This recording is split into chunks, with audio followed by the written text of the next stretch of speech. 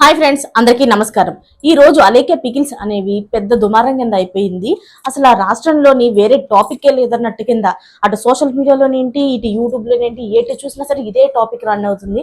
అసలు ఏంటి అలేఖ్య పికిల్స్ వాళ్ళు ఏం చేశారు? ఇప్పుడు అలేఖ్య పికిల్స్ వాళ్ళు ఆ ముగ్గురు ఆడపిల్లలు కూడాను పికిల్స్ స్టార్ట్ చేసి బిజినెస్ అయితే సవ్యంగా చేసుకుంటున్నారు. అంతా బాగానే ఉంది. ఇలాంటి టైంలోని అలేఖ్య పికిల్స్ లో అలేఖ్య ఏం చేసిందంటే ఒక కస్టమర్ తో చాలా రూడ్ గా మాట్లాడింది. ఆ మాటలు ఏంటి అనేది ఇప్పుడు వినండి. ముందుగా అయితే ఒక ఆడియో లీక్ అయ్యింది. ఆ ఆడియో లీక్ అవడం వల్లే అందరికీ కూడా ఈ అలేఖ్య పికిల్స్ ఏంటి, అసలు ఈ వివాదం ఏంటి అనేది తెలిసింది. లేకపోతే ఎవరికి తెలిసేది కూడా కాదు. ఆ ఆడియో వైరల్ అవడం వల్లే ఇదంతా అందరికీ తెలిసింది. అయితే ఆ ఆడియో కాకుండా ఇంకా 3 ఆడియోలు అయితే నా దగ్గర ఉన్నాయి. అవన్నీ కూడా మీకు 1 by 1 ఈ వీడియోలో అయితే చూపిస్తూ ఉంటాను. మీరైతే పూర్తిగా చూడండి, అప్పుడే మీకు అర్థమవుతుంది. ఈ వీడియో ముందుగా ఎందుకు చూపిస్తున్నాను అంటే, ఇది ఎందుకంటే వైరల్ అయింది కాబట్టి అందరూ చూసే ఉంటారు. ఒకవేళ చూడని వాళ్ళు ఉంటే కనుక వాళ్ళు చూస్తారని, అందుకే ఆ ఆడియో క్లిప్ అయితే ఇప్పుడు వేస్తున్నాను, చూడండి. ఇది ఎక్స్పెన్సివ్ అన్నావు అంటే నీ అంత చీప్ ఫకింగ్ ఫెలో ఇంకెక్కడ ఉండడు. పని చేయి, నువ్వు గట్టిగా ఫోకస్ చేయాలన్నమాట కెరియర్ మీద. ఎందుకంటే లేదంటే నీ గర్ల్ ఫ్రెండ్ లేదంటే నీ పిల్లలు వదిలిపడి దింగుద్ది కాబట్టి, నువ్వు అడిగిన ఏవి అది అడిగిన ఏమి నువ్వు కొనలేవు కాబట్టి అది నేను వదిలిపడి దింగుద్ది. నా మాట నువ్వు కెరియర్ మీద ఫోకస్ చేసి అప్పుడు ప్రేమ పెళ్లి ఇటు జోలికి వెళ్ళు. ఎందుకంటే ముష్టి పచ్చడే కొనలేకపోతున్నావు. నువ్వే పడరా గోల్డ్ ఏం కొనిస్తావురా దానికి లంజా కొడతావు నీ అమ్మ తెంగ. చూసారు కదా, విన్నారు కదా, ఎలా మాట్లాడుతుందో మీరే విన్నారు కదా. అయితే ముష్టి పచ్చడే కొనలేకపోతున్నావు, ఇంకా అమ్మాయి గోల్డ్ ఏం కొంటావు, నీ ఎవరైతే ఎవరితో వెళ్ళిపోతుంది. చూసారు ఎలాంటి మాటలు మాట్లాడుతుందో. ఈ మాటలన్నీ అసలు మాట్లాడిన అవసరమే లేదు అమ్మాయికి. ఈ అమ్మాయి మాట్లాడిన మాటలకి అతను డిప్రెస్ అయిపోయాడు అని సోషల్ మీడియాలో చెప్తున్నారు. చాలా మంది కూడా అతనికి సపోర్ట్ గా నిలుస్తున్నారు. అసలు ఎందుకు ఈ అమ్మాయి ఎలా మాట్లాడింది, అంతగా అతను ఏమనేసాడు? నిజం చెప్పాలి అంటే ఒక ఆడపిల్ల ఇంత దారుణంగా మాట్లాడదు. ఎందుకు మాట్లాడింది? అతను ఏమన్నాడు? అతను పెద్దగా అన్నది కూడా ఏమీ లేదు. అతను పికిల్స్ కావాలి, ఎంత రేటు అని అడిగాడు. అడిగితే అమ్మాయి పికిల్స్ రేట్స్ పెట్టింది. అంతా బాగానే ఉంది అక్కడి వరకు. అతను ఆ రేట్స్ చూసి అయ్యో బాబు ఇంత రేట్లా అని, అది కూడాను ఒకసారి చూడండి ఆ అమ్మాయి ఎంతెంత రేట్లు పెట్టిందో. చికెన్ రేట్లు ఎలా ఉన్నాయి అనేది పక్కన వేస్తాను, చూడండి మీరు. అయితే ప్రస్తుతానికి ఒకసారి చెప్తున్నాను మీకు. చికెన్ 1/2 kg అట, బోన్లెస్ చికెన్ 750. అంటే అందులోని అది కాకుండాను డెలివరీ ఛార్జెస్ 200 అంటున్నారు. అలాగా ఒకటేంటి మటన్, బోన్లెస్ మటన్, ఇవన్నీ కూడా ఒక్కొక్కటి కూడా 1/2 kg 1200, అలాగే 1400, 15, 16 ఇలా ఎగురుతూనే ఉన్నాయి పైకి. రేట్లన్నీ చూసి అతను భయపడిపోయి ఒక్కసారిగా దండం ఇమోజీ పెట్టేసి, ఎందుకండి పచ్చళ్ళకి ఇలాంత రేట్లు అని పెట్టాడు. ఆ మాటకి ఆ అమ్మాయికి ఎక్కడ లేని కోపం వచ్చేసి ఈ మాటలన్నీ మాట్లాడింది. చూసారా అతన్ని ఎన్ని రకాలుగా తిట్టిందో. ఈ అలేఖ్య పికిల్స్ కొనకపోతే కనుక అసలు జీవితంలో వేస్ట్ అన్నట్టుగా మాట్లాడేసింది. అంతేకాదు ఒక అబ్బాయితో ఎంత రూడ్ గా మాట్లాడింది, అదే విధంగా ఒక అమ్మాయితో కూడా అంతే రూడ్ గా మాట్లాడింది. ఆ అమ్మాయి వీడియో కూడా ఇప్పుడు వినండి. పిచ్చి మొహం నానా, ఈ తక్కువ ప్రైస్ కూడా నువ్వు భరించలేను, high cost, too much cost, expensive అంటున్నావు అంటే ఈ దరిద్రం ఏ రేంజ్ లో ఉందో నేను అర్థం చేసుకోగలను. నా మాటిని 4 ఇళ్లలో చూసుకుని పాసి పని చేసుకుని బతుకు. విన్నారు కదా, వినిపించింది కదా మీకు. ఏమంటుంది? 4 ఏళ్లలో పాచి పని చేసుకోవాలంట. ఈవిడ పికిల్స్ ఏమో హై రేట్ లో పెట్టేసింది. వేసి పిచ్చి మొహందని అంటే ఇది కాదు పిచ్చి మొహంది, నిజానికి ఆ పికిల్స్ అమ్మేది పిచ్చి మొహంది అని చెప్పుకోవచ్చు. అయితే ఇదిగో ఈ పిచ్చి మొహం అలేఖ్య చేసిన పనికి మొత్తం దగ్గరగా 35,000 మంది రిపోర్ట్ కొట్టారు. రిపోర్ట్ కొట్టడంతో దెబ్బకి ఛానల్ ఏంటి, అటు బిజినెస్ ఏంటి, అన్ని కొలాప్స్ అయిపోయినాయి. ఎవరు పిచ్చి మొహం? ఈవిడ అయింది పిచ్చి మొహం ఇప్పుడు అలేఖ్య అనేది. ఒక అబ్బాయితో అంటే ఏదో అన్నాడని చెప్పేసి రూడ్ గా మాట్లాడింది అనుకుంటే పర్లేదు, కానీ అమ్మాయితో కూడా ఎందుకు అంత రూడ్ గా మాట్లాడాలి? నువ్వు ప్రతి ఒక్కరితో ఇలాగే మాట్లాడతావా? అయితే అమ్మాయిని పాచి పని చేసుకుని బతకమంటే 4 ఏళ్లలో పాచి పని చేసుకోవాలంట. నువ్వు చేసుకో వెళ్ళి పాచి పని. ఒక అమ్మాయిని అనడానికి నీకు సిగ్గుండా? ఇది నేను ఒక్కదాన్ని అంటున్న మాటలు కాదు, మొత్తం రాష్ట్ర వ్యాప్తంగా అందరూ కూడా చాలా మంది ఈ అమ్మాయి గురించి తెలుసుకొని ఈ లింకులన్నీ కూడా, ఈ ఆడియో లీక్స్ అన్ని కూడా విన్న వాళ్ళందరూ కూడా ప్రతి ఒక్కరు కూడా ఇదే మాట అంటున్నారు. అయితే దీనికి ఇప్పటికి 2 రోజులు అవుతుంది. ఇప్పుడు దాకా సంజయ్ షే చెప్పలేదు ఏంటి ఆ అమ్మాయికి సారీ చెప్పిందా లేదా.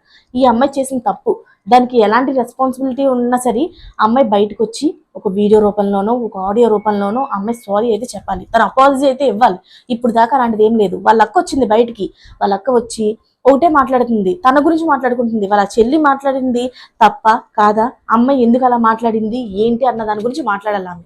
అలాంటిదంతా మానేసి మా చెల్లి ఎలా మాట్లాడింది, అమ్మాయి వాయిస్ నిజమే, అది తనదే, నేను కాదనట్లేదు, కానీ నన్నెందుకు లాగుతున్నారు, నా ఫ్యామిలీని ఎందుకు లాగుతున్నారంటే నువ్వే కదా అమ్మాయిని పరిచయం చేసింది, నిన్ను చూసే కదా వాళ్ళందరూ కూడా నువ్వు అమ్మాయిని కూడా లైక్ చేసింది. ముందుగా అమ్మాయి వచ్చిందా, నువ్వు వచ్చావా?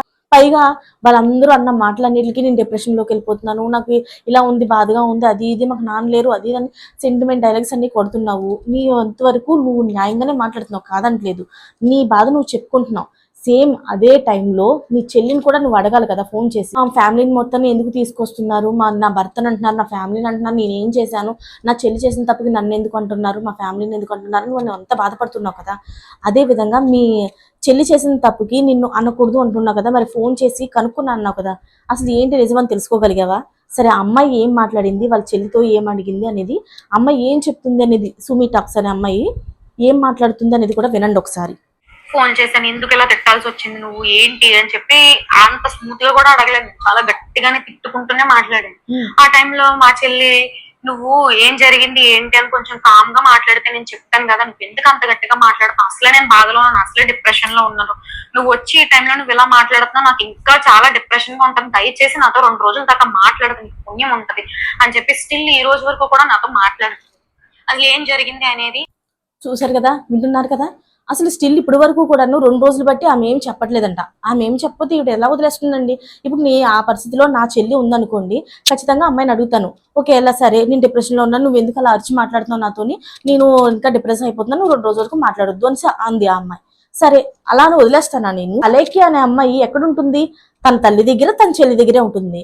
తన చెల్లికి అయితే చెప్పుకుంటుంది కదా, వెంటనే వాళ్ళ అమ్మకో వాళ్ళ చెల్లికో ఫోన్ చేసి, అమ్మ ఏమైంది ఏంటి, తను ఎందుకు ఏమైనా చెప్పిందా నీకు, ఒకసారి అడిగి కనుక్కో అని చెప్పేసి ఆవిడ దగ్గర కనుక్కొని ఈవిడి రెస్పాండ్ అవ్వచ్చు కదా, అసలు ఏం జరిగిందని తెలుసుకోవచ్చు కదా. 2 రోజులు బట్టి ఎలా వదిలేసింది, అసలు డిప్రెషన్ లో ఉన్నాను, ఏమైనా చేసుకుంటేనో.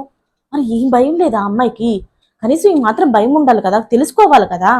తెలుసుకోకపోతే ఎలా? ఇదంతా చూస్తుంటే నాకైతే ప్రీ ప్లాన్డ్ గా అనిపిస్తుంది. ఏదో కోపంలో అనేసింది, ఇప్పుడు ఎలా కవర్ చేసుకోవాలా అని ట్రై చేస్తున్నట్టు అనిపిస్తుంది నాకైతే. ఇదంతా ఎలా ఉంది అంటే, చక్కగా వ్యాపారం పెట్టుకున్నారు. వ్యాపారం పెట్టుకున్న వాళ్ళు అంతే అణిగి మణిగి ఒదిగి ఉండాలి. వ్యాపారం చేసుకునే చోటుని ఎలా ఉండాలి అనేది ముందు నేర్చుకుని తర్వాత వ్యాపారం స్టార్ట్ చేస్తే బాగుండు. కాకపోతే ఎక్కువ రేట్లు అనేటప్పటికి వీళ్ళు డిప్రెస్ అయిపోయి ఏం మాట్లాడుతున్నారో తెలియకుండా ఇష్టం వచ్చినట్టు వాగేస్తున్నారు. ఇలా ఒకళ్ళు ఇద్దరికి కాదండి, చాలా మందికి అయ్యిందంట. వాళ్ళందరూ కూడా మరి ఎంత బాధపడుతున్నారు. ఇప్పుడు ఒక్కొక్కరు అయితే బయటపడుతున్నారు. ఈ సుమి టాక్స్ లోని పెద్ద అక్క ఉంది కదండి, ఆ అక్క ఏమంటుందంటే, మా ఫ్యామిలీని మొత్తం అనేస్తున్నారు, ఇది పద్ధతి కాదు, ఇప్పుడు ఒకళ్ళు నా చెల్లి అన్నది కాబట్టి మీరు అనేస్తున్నారు, అయిపోయినట్టేనా, అక్కడితో న్యాయం జరిగిపోయినట్టేనా అడుగుతుంది.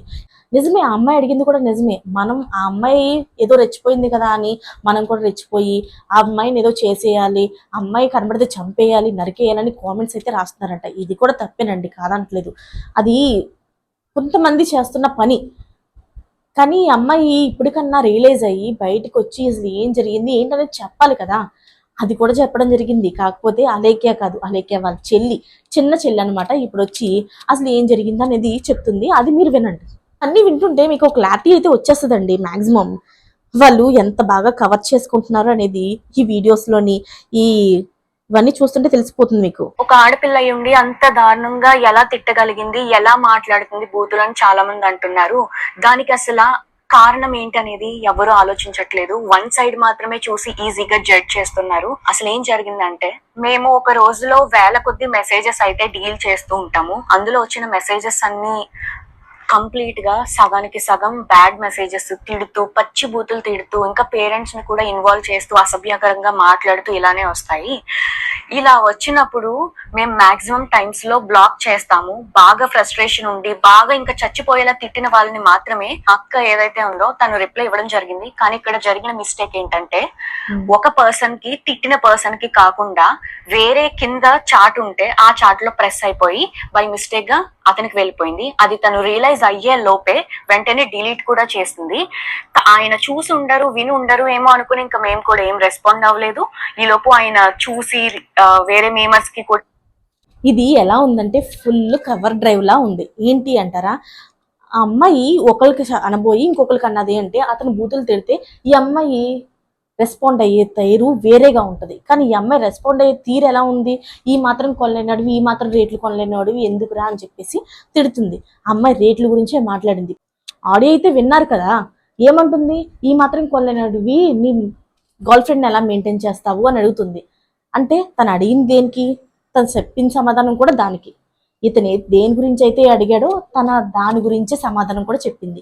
మీరు సరిగ్గా గమనించినట్లయితే మీరు సరిగ్గా చూడండి, ఆ ఇమేజ్ అయితే నేను ఇక్కడ పెడతాను. అందులో ఏముంది అంటే ఇంత ఎక్కువ రేట్లు ఎందుకు అని చెప్పి దండం ఇమోజీ పెట్టాడు, కానీ దానికి సమాధానంగా దానికి రిలేటెడ్ గానే ఆమె సమాధానం చెప్పింది. కానీ వీళ్ళు చక్కగా కవర్ డ్రైవ్ చేసుకుంటున్నారు. కానీ చేసుకునేవండి, ఎవరైతే నమ్ముతారో వాళ్ళు నమ్ముతారు. అయితే ఆడపిల్లలం మేము, మాకెవరూ లేరు, మా నాన్న కూడా చనిపోయారు అని చెప్పేసి అంటున్నారు. అలాంటప్పుడు చాలా అణిగి మణిగి చాలా జాగ్రత్తగా చేసుకోవాలమ్మా. మీరు ఇలాంటి తప్పు పనులు చేయకూడదు. మళ్ళీ దాన్ని కవర్ చేసుకోవడానికి ఇవన్నీ ఎందుకు? శుభ్రంగా వచ్చి సారీ చెప్తే అక్కడితో కథం అయిపోతుంది కదా. ఇప్పుడు చూడండి, బిజినెస్ పోయింది, మీరు మాట్లాడిన మాటలకి అటు అందరి దగ్గర బ్యాడ్ అయిపోయారు. నిజం చెప్పాలంటే అమ్మాయి చెప్పింది కూడా నిజమేనండి. ఎన్నో వేల కాల్స్ వస్తాయి, అందులోని అందరూ పాజిటివ్గా మాట్లాడని లేదు, నెగిటివ్గా కూడా మాట్లాడతారు. ఆ ఫ్రస్ట్రేషన్ ఎక్కడ చూపించాలో తెలియక ఇప్పుడు ఇతని మీద అయితే చూపించేసినట్టుంది. కానీ ఇది ఎక్కడికి ముదిరి ముదిరి పాకంగా మారి ఎక్కడి దాకా వెళ్తుందో మరి చూడాలి. మీకైతే ఎవరిది తప్పు ఉంది, ఎవరిది ఒప్పు, ఏంటి అసలు సంగతి, ఏం జరిగిందన్న పూర్తి వివరాలు అయితే మీకు తెలిసింది కదా. అసలు విషయాలు అయితే దేవుడికే తెలుసు, ఆ అమ్మాయి మాట్లాడిన మాటలకే తెలుసు, ఎదుటోళ్ళతో ఏం మాట్లాడిందో తెలుసు అని చెప్పేసి వీళ్ళైతే చెప్తున్నారు. మరి ఇప్పుడైతే ఆధారాలతో మీ ముందు పెట్టాను, మీరు నిర్ణయించండి ఏది తప్పు ఏది ఒప్పని. మరిన్ని లేటెస్ట్ అప్డేట్స్ కోసం ఛానల్ని సబ్స్క్రైబ్ చేసుకోండి. Thanks for watching friends.